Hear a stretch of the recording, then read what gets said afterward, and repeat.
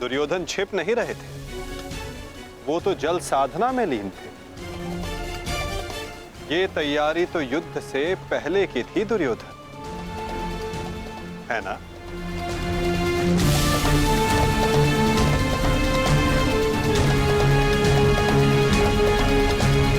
अद्भुत, एक बार फिर तुमने मुझे चौंका दिया।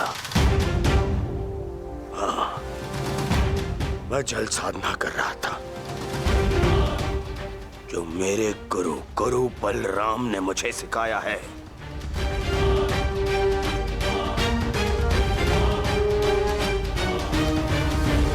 आशा करता हूं कि मुझे विलंब ना हुआ हो। जो चाहे साधना कर लो दुर्योधन, परंतु आज तुम्हें मुझसे कोई नहीं बचा सकता। बड़े निश्चित हो मेरी मृत्यु को लेकर।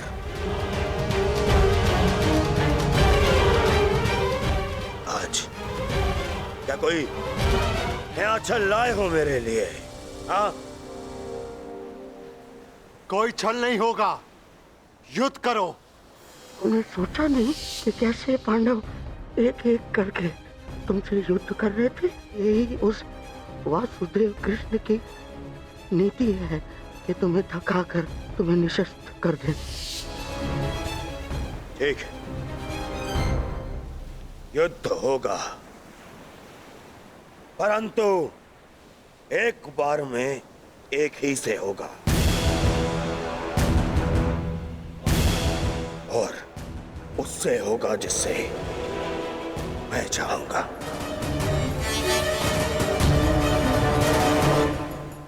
स्वीकार है।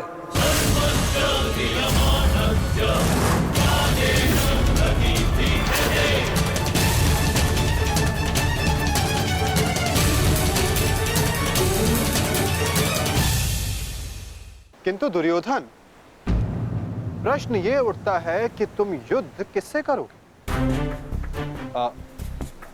नकुल सहदेव से?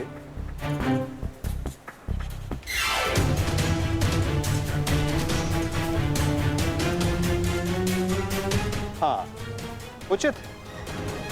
नकुल तुमसे दुर्बल है, तो उसको परास्त करना तुम्हारे लिए सरल होगा। और सहदेव ने तो तुम्हारे मामा श्री का वध करके अपनी प्रतिज्ञा पूर्ण की है ना? किंतु ये चुनाव करने से पूर्व एक बात सदा स्मरण रखना दुर्योधन, कि नकुल सहदेव का एक प्रहार तुम्हारे 100 प्रहारों से अधिक स्मरणीय होगा। और नकुल सहदेव को तुमसे कहीं अधिक सम्मान मिलेगा। हाँ, कदाचित इस द्वंद्व में, इस महाभारत में तुम भले ही विजयी हो जाओ, किंतु सदा के लिए तुम अपना मान, सम्मान और यश खो बैठोगे दुर्योधन।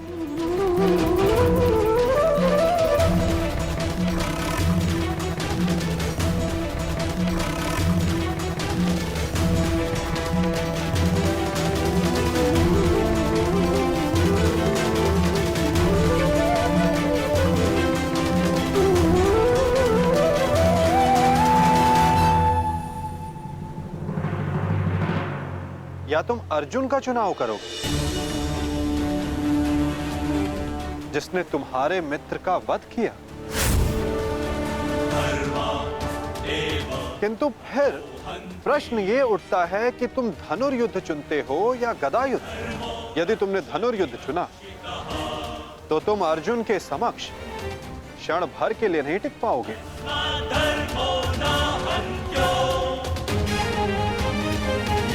और यदि तुमने गदा युद्ध चुना तो समस्त संसार तुम्हें इस अन्यायपूर्ण चुनाव के लिए सदा धिक्कारता रहेगा।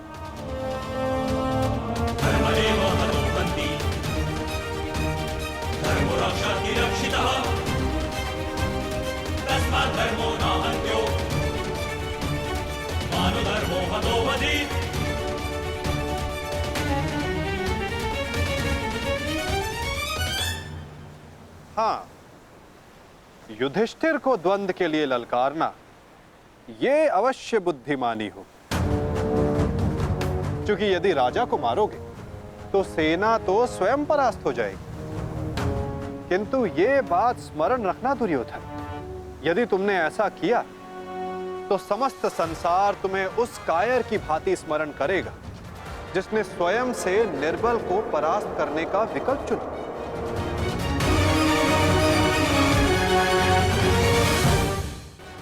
अब चुनाव तुम्हारा है दुर्योधन।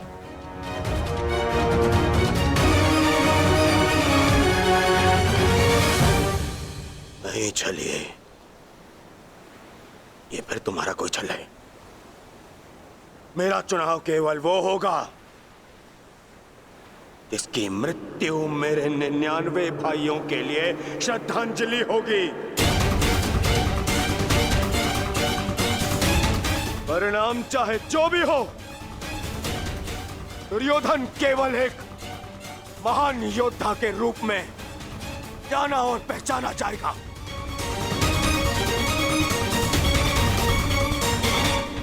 मैं दुर्योधन द्वंद्व के लिए भीम को चुनता हूं।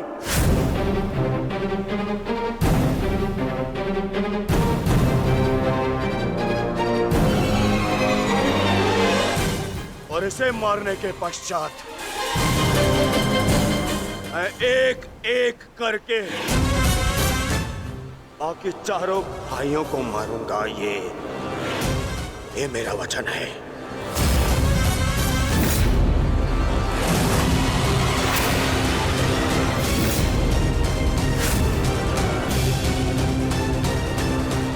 तो प्रतीक्षा किस बात की है दुर्योधन?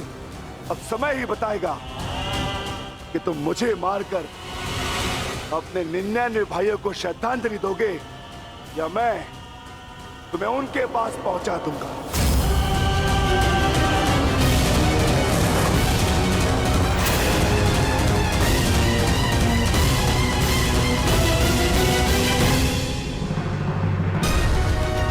हर हर महादेव।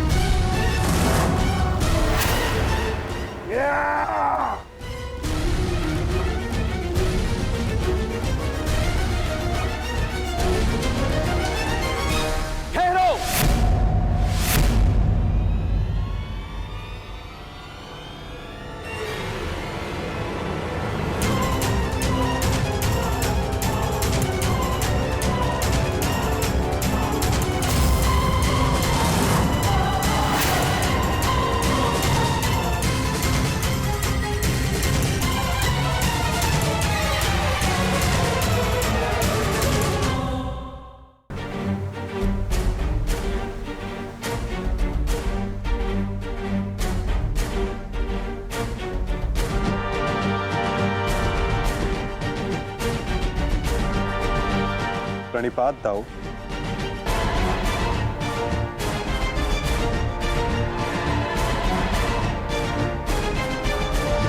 प्रणिपात गुरुदेव।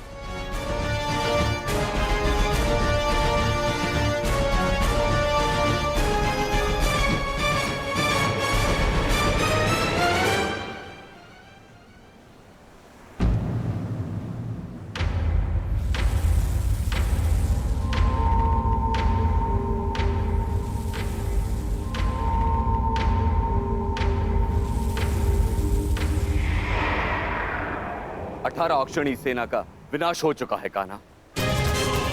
आर्यव्रत के सभी महारथी काल के गाल में समा चुके हैं। अब और कितनी आहुति दी जाएगी इस युद्ध में कान्हा? उत्तर दो। बंद करो ये विनाश, बंद करो ये महाभारत अब।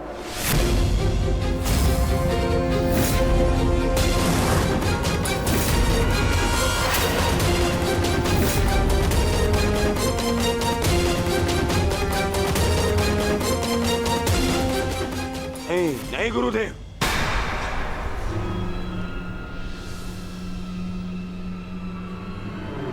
मैं इतना कुछ खो चुका हूं कि अब जब तक मेरा प्रतिशोध पूर्ण ना हो जाए, ये युद्ध समाप्त नहीं हो सकता। और ना ही मैं अपनी प्रतिज्ञा पूर्ण होने से पूर्व इस युद्ध को समाप्त होने दूंगा।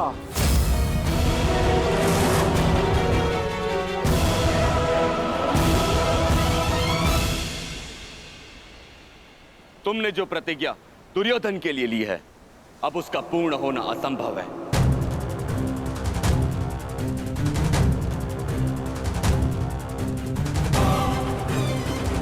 क्योंकि गदा युद्ध में कमर से नीचे प्रहार करना नियम के विरुद्ध है, और तुमने प्रतिज्ञा ली है दुर्योधन की जंगा तोड़ने की।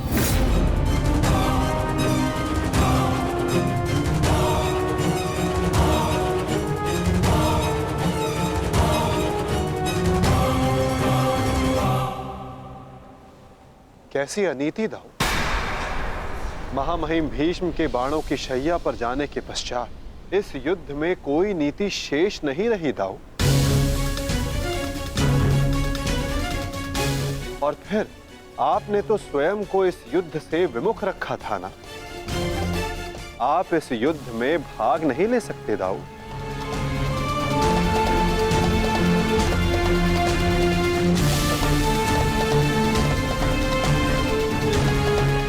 ये युद्ध धर्म स्थापना के लिए है दाऊ।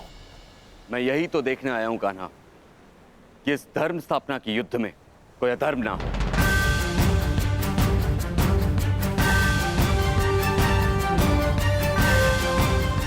निश्चित रूप से मैं इस युद्ध में सम्मिलित नहीं होऊंगा, परंतु शरणागत की पुकार सुनना मेरा धर्म है। मैं नहीं चाहता कि कल को संसार ये कहे कि यदुवंश के कान्हा के होते हुए अधर्म हुआ।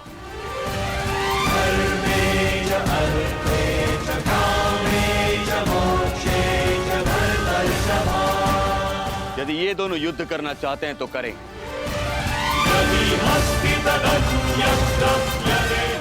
इस युद्ध का निर्णायक मैं बनूंगा।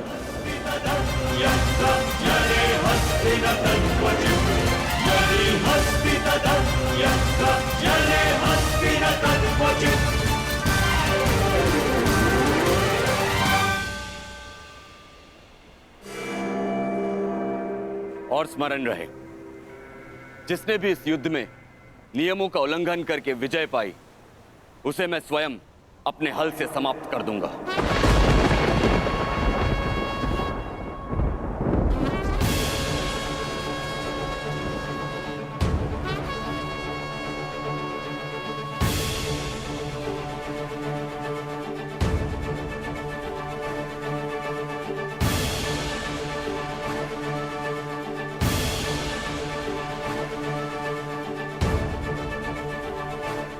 नियम वही होंगे जो गदा युद्ध में लागू होते हैं।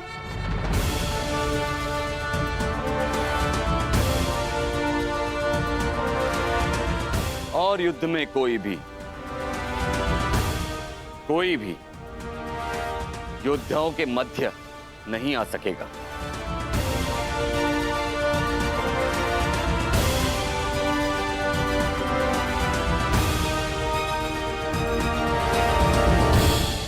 इस द्वंद्व का विजेता इस युद्ध का विजेता माना जाएगा।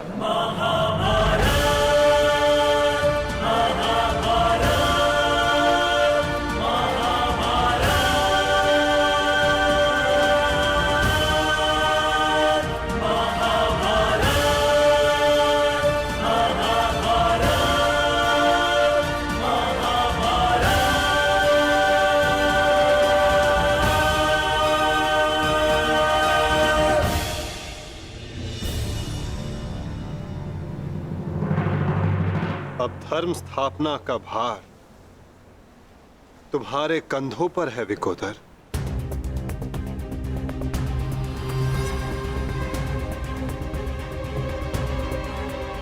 यदि मेरे कंधों पर कोई भार है तो केवल मेरी प्रतिज्ञा का, जिसे मैं अवश्य पूर्ण करूंगा।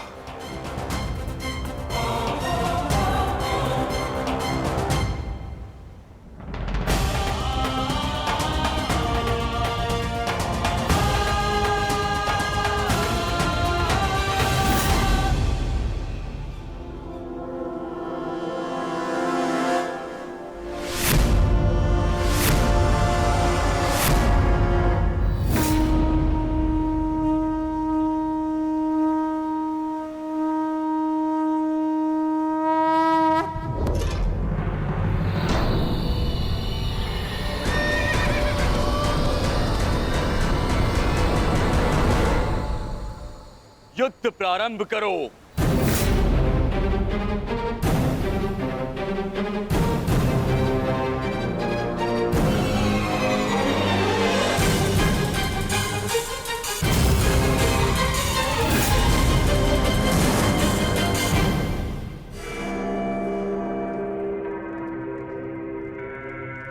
अब विजय और पराजय इस द्वंद्व पर निर्भर करेगी महाराज।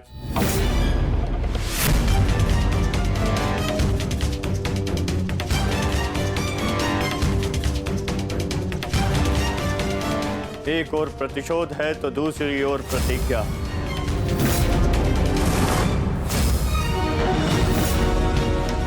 गुरुकुल के दो सर्वश्रेष्ठ गदाधारी आज एक दूसरे के विरुद्ध खड़े हैं महाराज, और महाबली बलराम निर्णायक है महाराज। मुझे इस बात में कभी भी संदेह नहीं था संजय कि मेरा पुत्र भीम से श्रेष्ठ गदाधारी है। मुझे पूर्ण विश्वास है कि मेरा पुत्र भीम को अवश्य परास्त करेगा।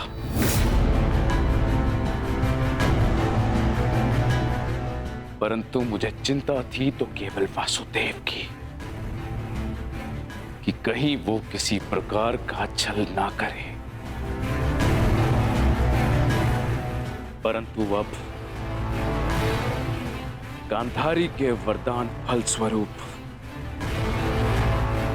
न भीम दुर्योधन का कुछ बिगाड़ पाएगा, और हलधर बलराम के मध्य में उपस्थित होने के कारण वासुदेव भी हमारे पुत्र के साथ कोई छल नहीं कर पाएंगे।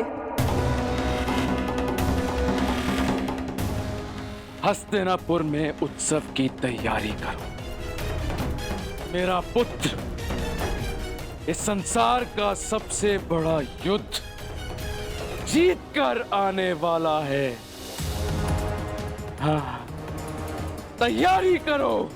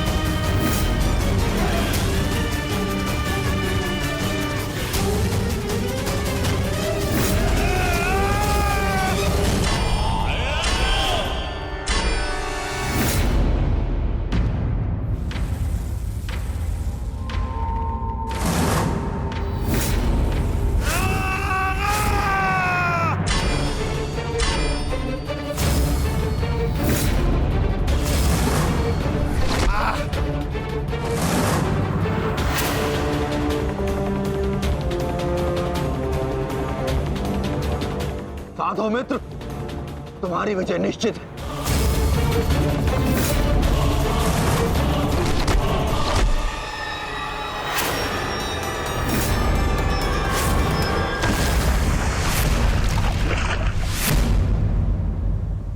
माधव, यदि ऐसा ही चलता रहा तो भीम दुर्योधन के आगे अधिक समय तक टिक नहीं पाएगा। ये द्वंद्व पूर्ण रूप से दुर्योधन के पक्ष में है।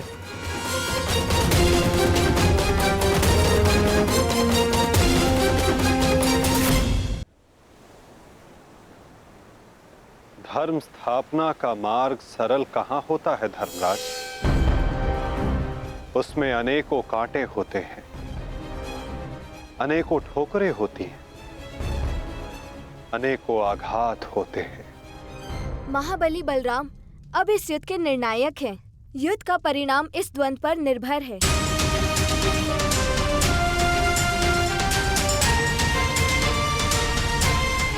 माधव, आप क्या यूं ही देखते रहेंगे?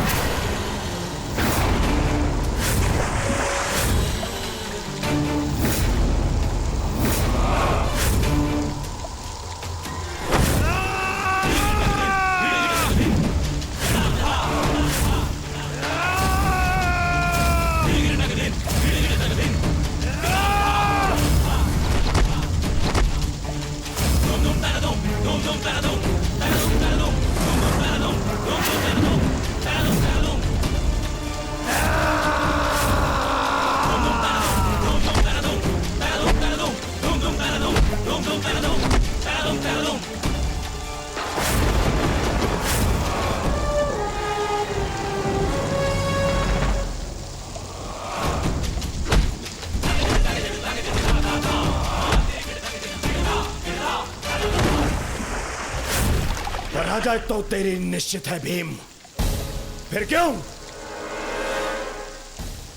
पराजय के साथ साथ मृत्यु का भी आह्वान कर रहा है?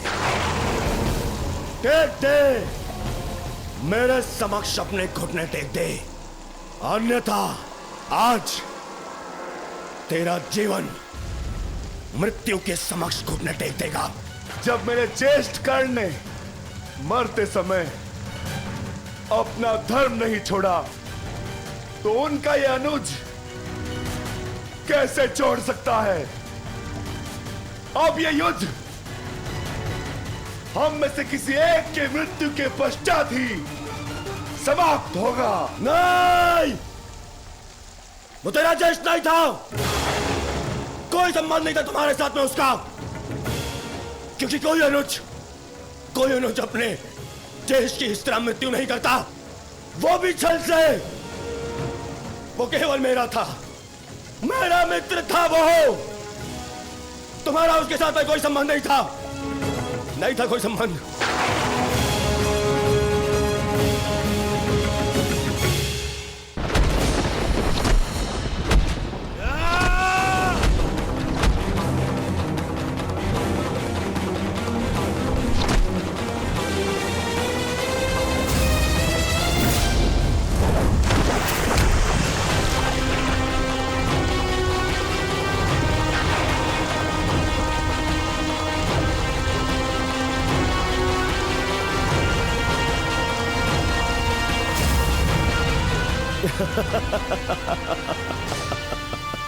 क्यों पांडवों, आनंद आ रहा है?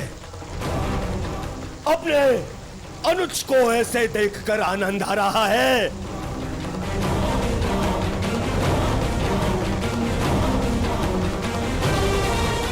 इसी के सहारे इस युद्ध में विजय प्राप्त करने का स्वप्न देखा था ना तुम लोगों ने?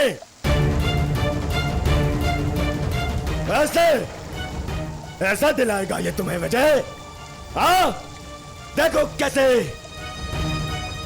कैसे निरी लाचार धरती की गोद में धंसा हुआ है ये।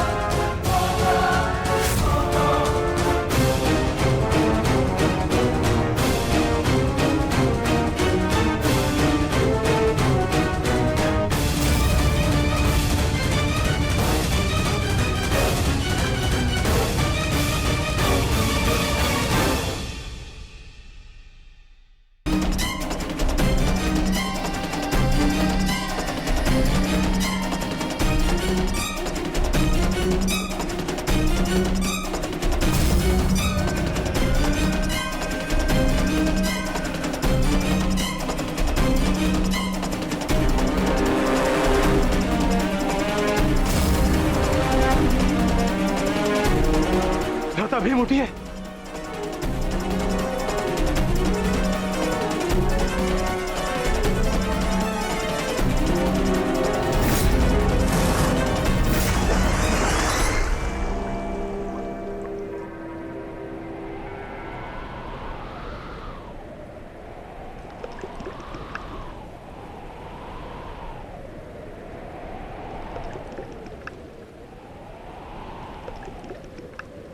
उठिए भ्राता भीम, उठिए भ्राता भीम, उठिए भ्राता भीम।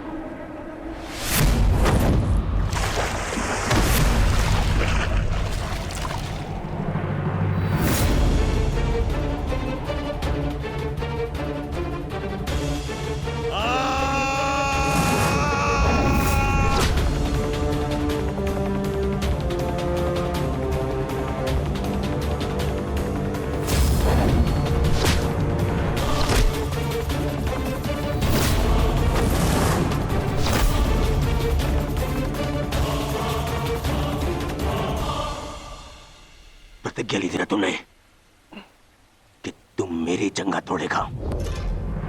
आज मैं प्रतिज्ञा लेता हूं, तुझे मारने के पश्चात, उन पांडवों का वध करने के पश्चात, उस 5 पतियों वाली पांचाली का पूरे कुरु सभा के बीच फिर से वस्त्र हरण करूंगा और अपनी इसी जंगा पर बिठाऊंगा।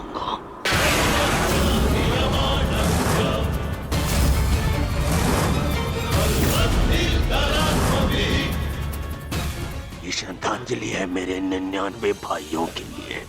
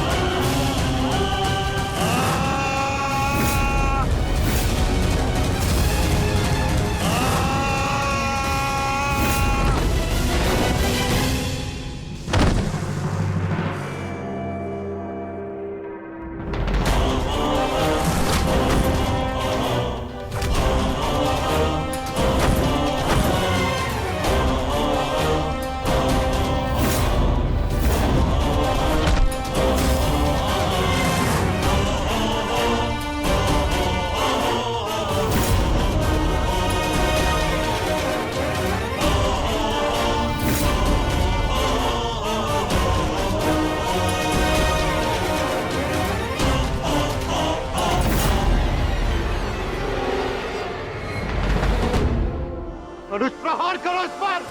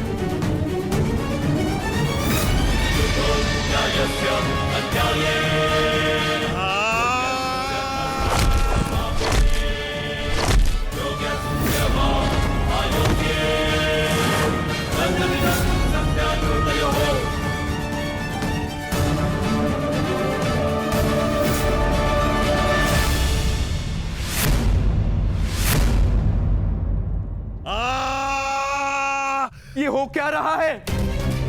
स्वयं महाबली बलराम के होते हुए इस प्रकार नियम का उल्लंघन कैसे हो सकता है? बलराम को कुछ करना होगा। ये छल है बॉस।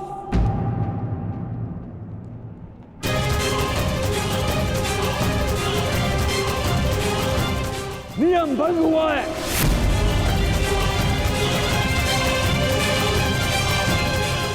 रुक जाइए दाऊ। आपने कहा था कि जो नियम भंग करके विजय प्राप्त करेगा तो आप उसे दंड देंगे, किंतु अभी जय विजय का निर्णय नहीं हुआ है दाऊ। आप भीम को अभी दंडित नहीं कर सकते।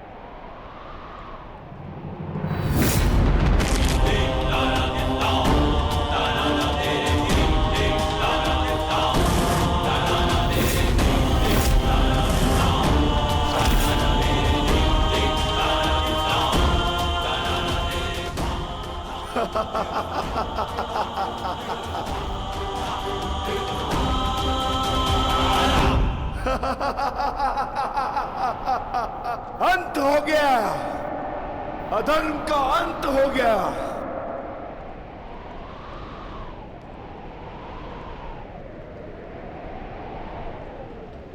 ज्येष्ठ, पांचाली से कहना मैंने अपनी प्रतिज्ञा पूर्ण कर ली।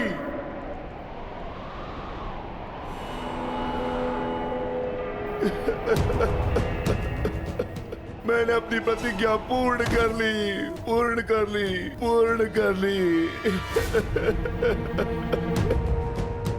ये 100 हाथी के बल वाला भीम 100 भ्राताओं का हत्यारा बन बैठा।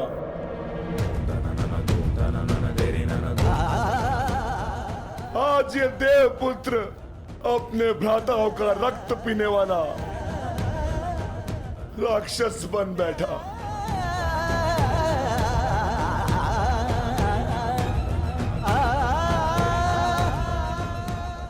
मैंने अपनी प्रतिज्ञा पूर्ण कर ली पांचाली। तुम्हारे अपमान का प्रतिशोध मैंने ले लिया। इस महायुद्ध में, इस महाभारत में मैं विजयी हो गया।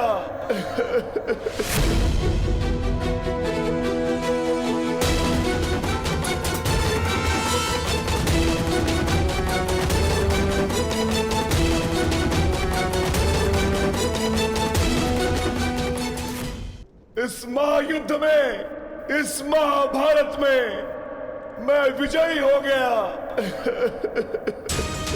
परंतु आज स्वयं को हार गया ये वृकोदर भीम। हार गया ये वृकोदर भीम।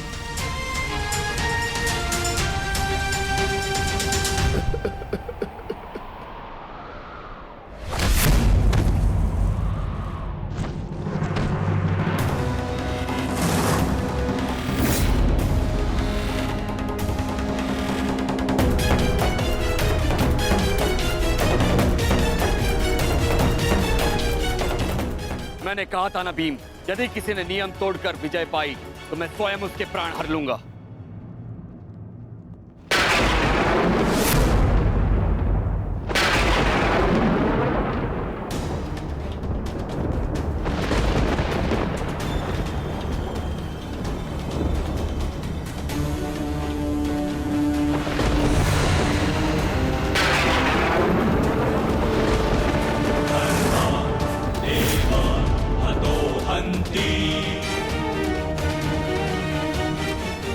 तुमने दुर्योधन की जंगा पर प्रहार करके द्वंद का नियम तोड़ा है भीम। अब मैं तुम्हें जीवित नहीं छोड़ूंगा। धर्म स्थापना के लिए यह आवश्यक था और मेरी प्रतिज्ञा पूर्ण होने के लिए भी। माधव ने मुझे मार्ग दिखाया, परंतु यदि माधव के ज्येष्ठ मुझे यम के मार्ग पर भेजना चाहते हैं तो मैं उसके लिए भी सच्चा हूं। श्री बलराम। हाँ बलराम, अंत कर दो इस दुष्ट का। ये हत्यारा है। इसने मेरे 100 पुत्रों की निर्दयता से हत्या की है। जिन पांडवों ने मेरे वंश के वृक्ष की जड़ों को काटा है, काट डालो उनके वंश के वृक्षों को। ये क्या अनर्थ हो गया महादेव। आपके दिए गए वरदान के पश्चात भी ये माता अपने पुत्र, अपने दुर्योधन को उस कृष्णा के छल से नहीं बचा पाए। ये कैसा न्याय है आपका। इसने 100 पुत्रों के गर्वित पिता को पुत्रहीन कर दिया। इसने एक अंधे के सभी स्वप्नों को अंधकार में डाल दिया।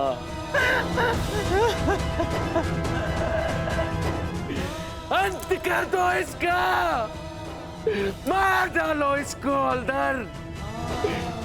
यदि मुझे कोई तर्पण करने वाला जीवित नहीं, तो इनका तर्पण करने वाला भी शेष नहीं होना चाहिए।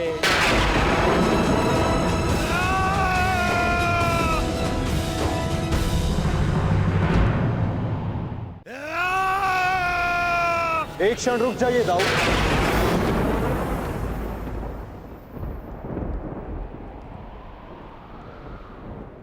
नहीं काना, अब मत रोकना मुझे। अब मैं बंदित नहीं हूं। मैं अधर्म को तो नहीं रोक पाया, परंतु अधर्मी का नाश अवश्य करूंगा।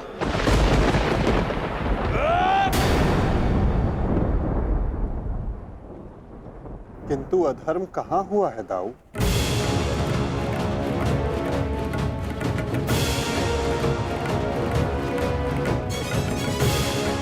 भीम ने नियम भंग करते हुए दुर्योधन की जंघा पर प्रहार किया। क्या यह अधर्म नहीं? तुमने स्वयं अपनी आंखों से देखा है काना, फिर भी तुम मुझसे प्रश्न कर रहे हो? हाँ दाऊ, क्योंकि ये प्रश्न उचित है।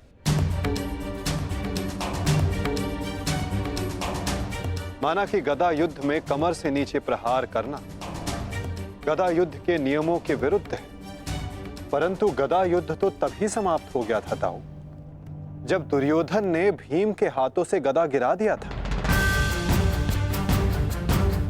किंतु उसके पश्चात क्रोध के कारण दुर्योधन निहत्थे भीम पर निरंतर गदा से प्रहार करते रहे। क्या यह उचित था दाऊ?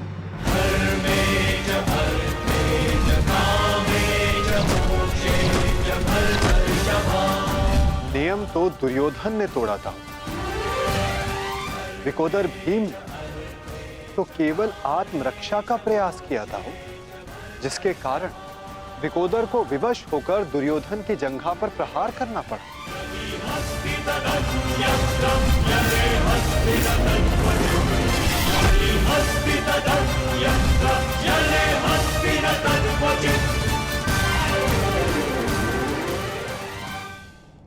और दाऊ, स्मरण रहे, नियमों को भंग करना तो दुर्योधन ने प्रारंभ किया।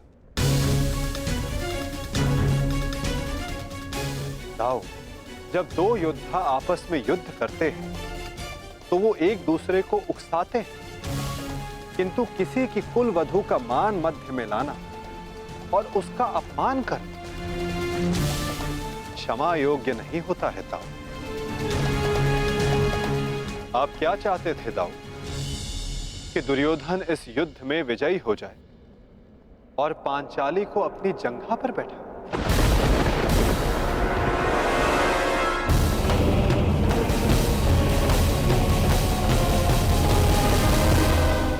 चाहते थे दाऊ कि दुर्योधन इस युद्ध में विजयी हो जाए और पांचाली को अपनी जंघा पर बैठा?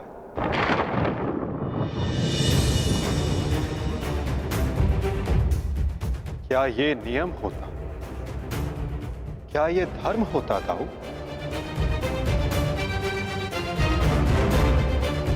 यदि ये दोनों युद्ध करना चाहते हैं तो करें। इस युद्ध का निर्णायक मैं बनूंगा। और स्मरण रहे, जिसने भी इस युद्ध में नियमों का उल्लंघन करके विजय पाई, उसे मैं स्वयं अपने हल से समाप्त कर दूंगा।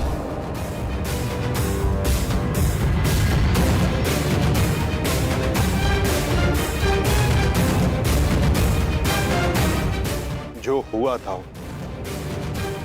वही नियति थी और वही धर्म के हित में की गई नीति था। और यदि फिर भी आपको ऐसा लगता है कि इस द्वंद्व में आपके समक्ष अधर्म हुआ है, तो उस सारे अधर्म की जड़ मैं होता हूं।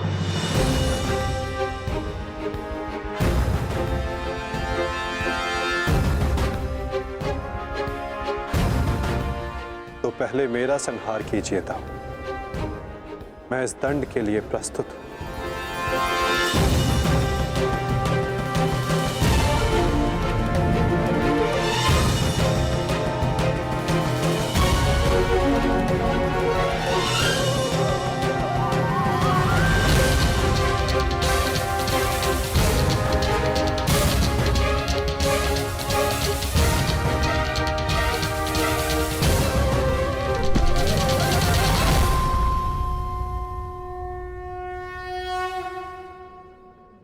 तुमने मुझे निरुत्तर कर दिया कान्हा।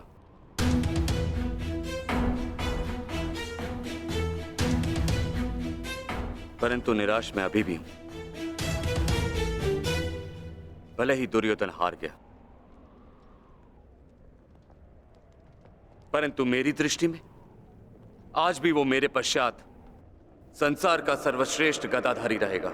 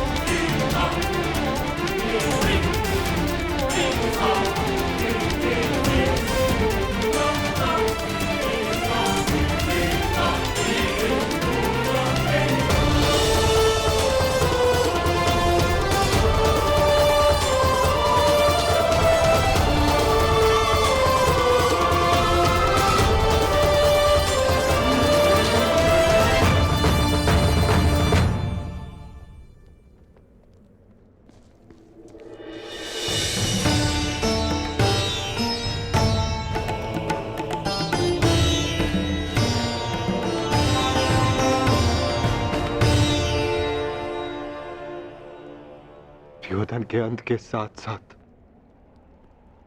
इस युद्ध का भी अंत हुआ वासुदेव। हम विजयी हुए। धर्म ने आज पुनः अधर्म पर विजयी पा ली। युद्ध समाप्त हो चुका है। चलिए सब शिविर की ओर चलते हैं।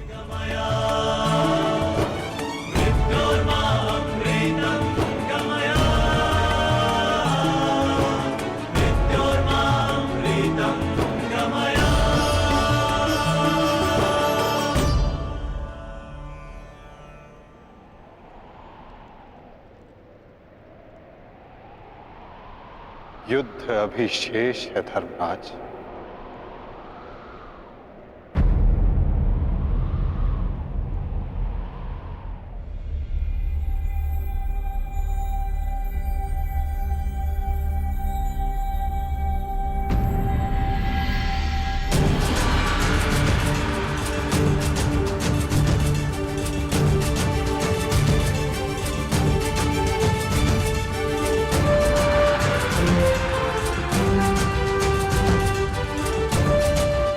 पांचाली तुम सबकी प्रतीक्षा कर रही है। जाओ।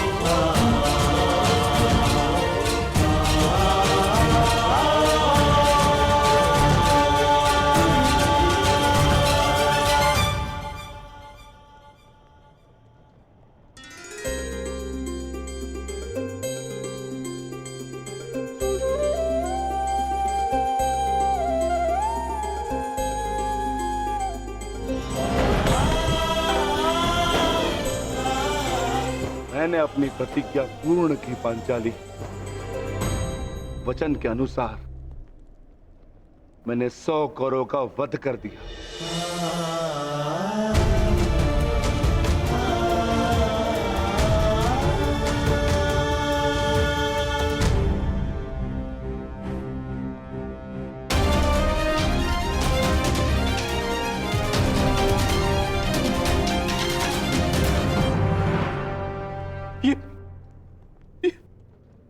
ये क्या हो गया मित्र? कृतवर्मा, देखो देखो मेरे मित्र की क्या दशा कर दी उन्होंने। ये सब उस वासुदेव का किया है। यादव हूं, परंतु गर्व है कि कौरवों के लिए लड़ा। और आज वासुदेव ने छल से दुर्योधन की जैसे छल से अंगराज कर्ण का वध करवाया वासुदेव ने, और आज मित्र उठो मित्र, हमें युद्ध जीतना है मित्र, हमें युद्ध जीतना, हमें पिताश्री और मित्र कर्ण की मृत्यु का प्रतिशोध लेना है मित्र। उठ जाओ मित्र, उठ जाओ मित्र, तुम मुझे छोड़ के नहीं जा सकते मित्र। उठो मित्र, मित्र उठो, उठो।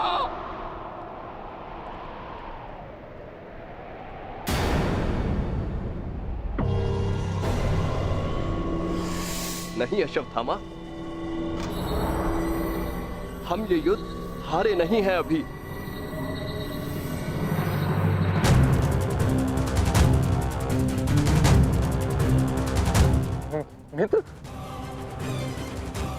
मित्र तुम जीवित हो मित्र। साथ ही युद्ध अभिशेष है मित्र।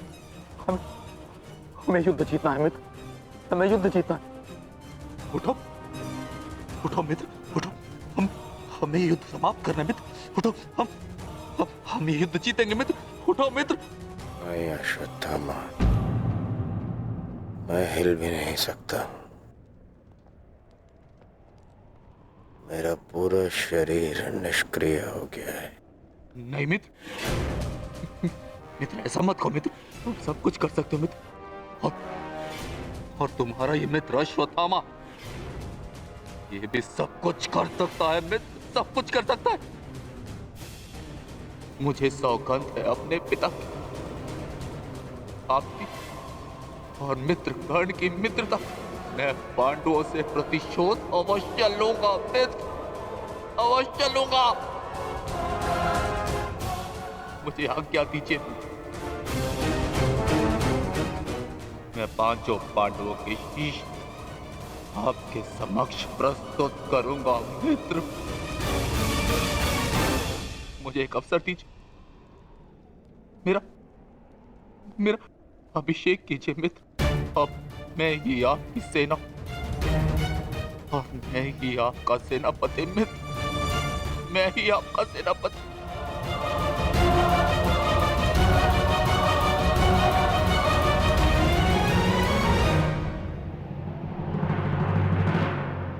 जाओ अश्वत्थामा, जाओ और मेरा प्रतिशोध लेकर आओ।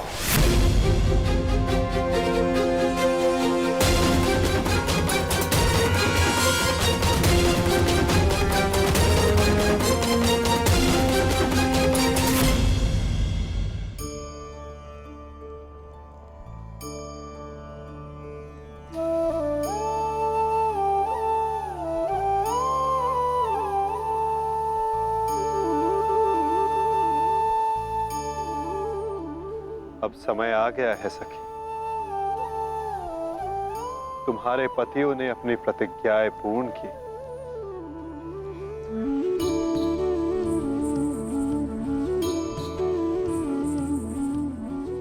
अब तुम अपना सम्मान वेश धारण कर सकती हो, चूड़ामणि धारण कर लो सखी।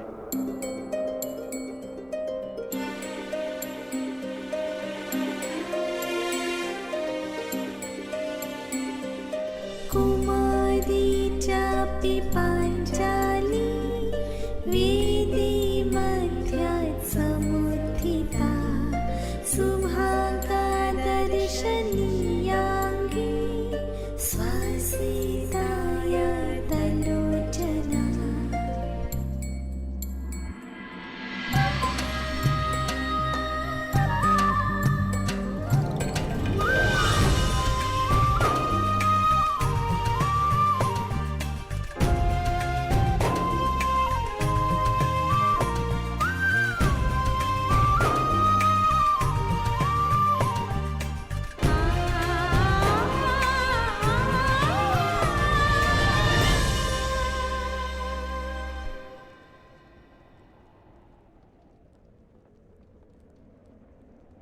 चलिए ज्येष्ठ, अब हमें चलना चाहिए। नहीं अर्जुन, ये राहुकाल का समय है, कल प्रातःकाल में प्रस्थान करेंगे। कृतवर्मा, हमें इसे संभव बनाना होगा। हमें ये युद्ध जीतना ही होगा।